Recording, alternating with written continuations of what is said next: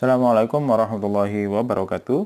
Pada video ini saya akan membahas mengenai tes wawancara dan tes praktek kerja SKB Kemenak untuk formasi dosen.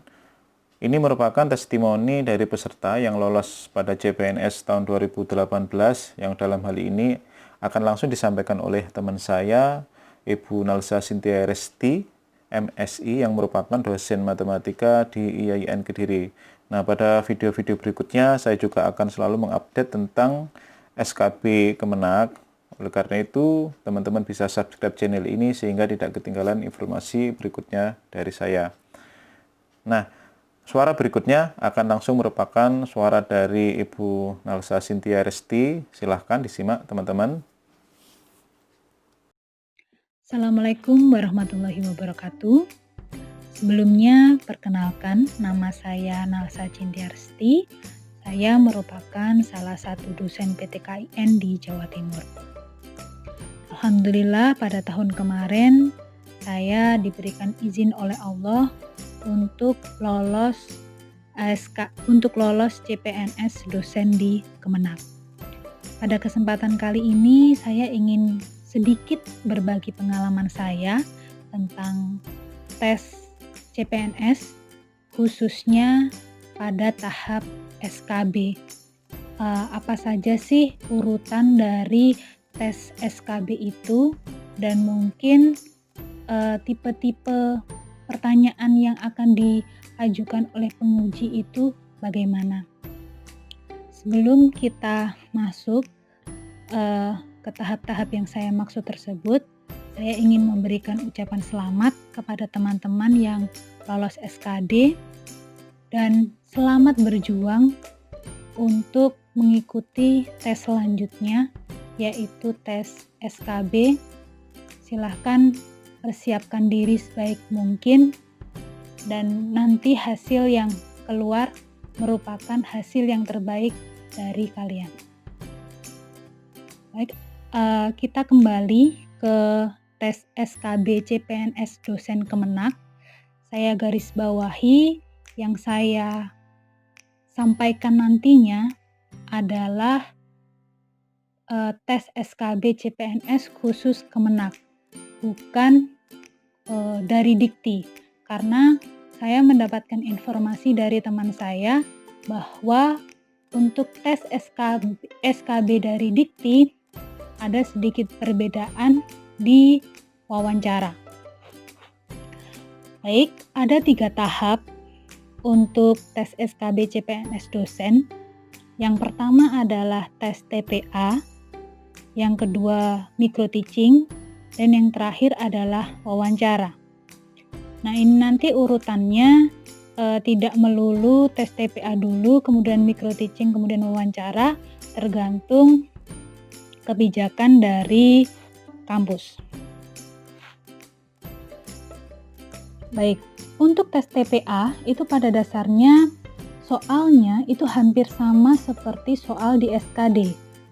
Bahkan saya rasa soal di TPA itu relatif lebih mudah jika dibandingkan dengan soal di SKD.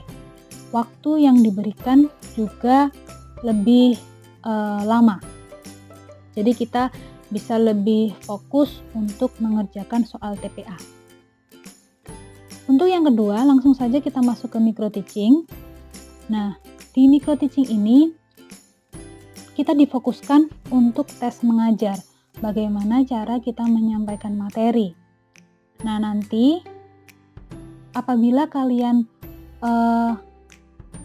mengikuti micro teaching ini, saya sarankan untuk ini hanya saran saja, PPT yang digunakan atau materi yang digunakan itu berbahasa pengantar bahasa Inggris.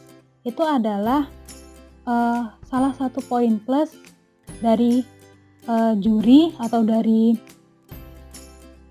penguji bagi kalian.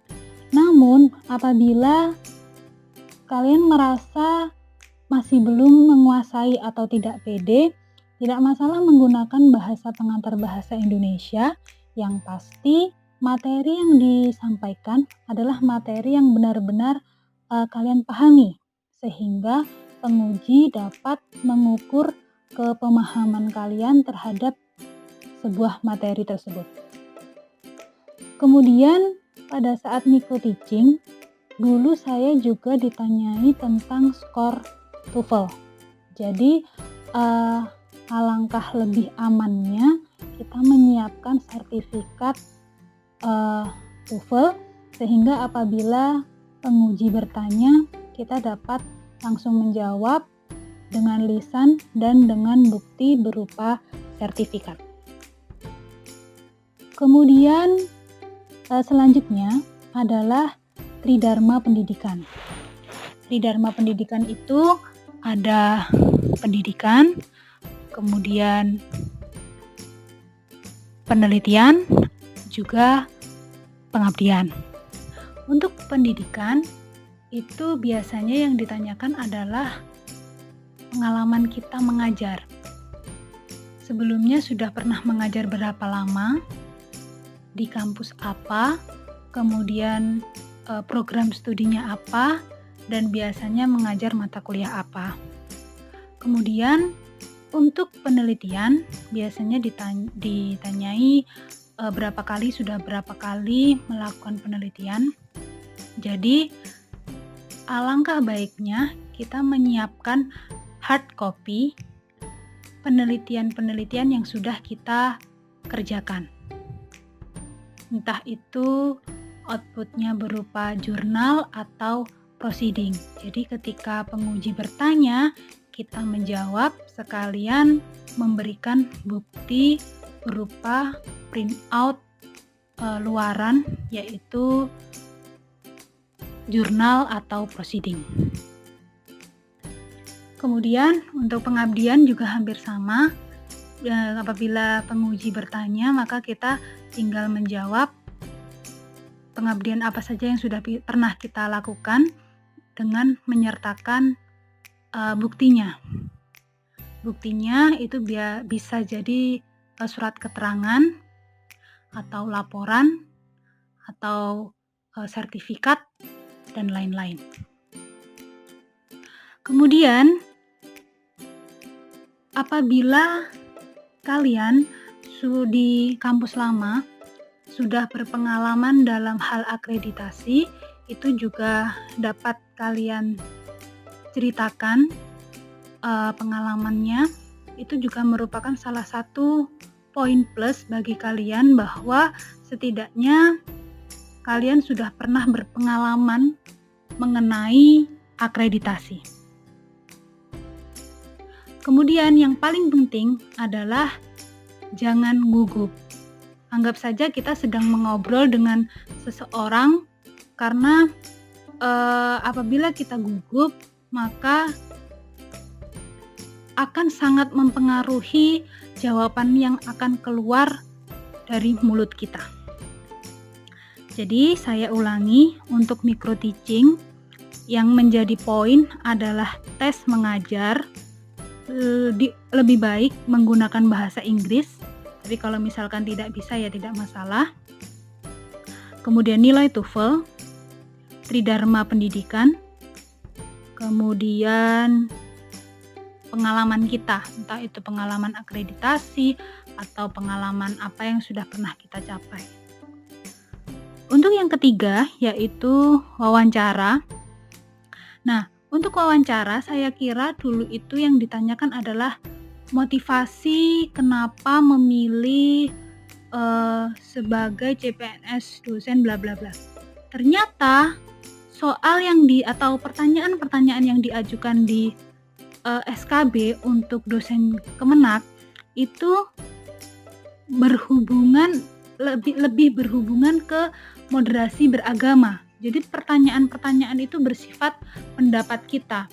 Salah satu contohnya adalah dulu saya ada pertanyaan, apabila di negaramu kamu lebih memilih bersedekah di mana? Di negaramu tetapi non-Islam atau di luar negeri tetapi Islam? Nah, pertanyaan-pertanyaan itu yang membutuhkan pendapat kita dengan waktu yang sangat singkat. Jadi kita harus menjawab dengan cukup bijaksana. Kemudian ditanyai juga tentang ayat suci, membaca Al-Quran, kemudian sholat, dan hal-hal yang seperti itu karena memang berhubungan dengan Kementerian Agama. Nah, untuk Tridharma juga ditanyakan di sesi wawancara. Jadi penelitian kita, pengajaran kita, pengabdian kita itu juga tetap ditanyakan di sesi wawancara.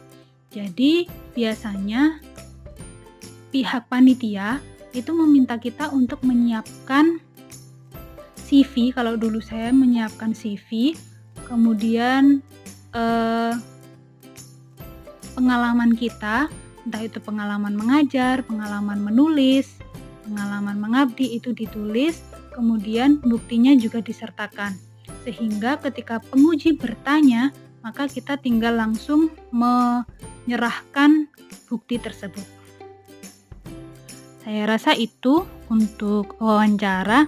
Jadi poin untuk wawancara itu pertanyaannya berhubungan dengan moderasi beragama, kemudian ayat suci, kemudian sholat, dan Tridharma. Nah, saya rasa itu kurang lebihnya. Semoga kalian dapat mengambil manfaat dari yang saya ceritakan ini, dari pengalaman saya ini. Saya doakan semoga kalian berhasil nanti dalam menjalankan ujian SKB, dan hasil yang diterima merupakan hasil yang terbaik dari kalian. Saya rasa cukup sekian. Wassalamualaikum warahmatullahi wabarakatuh.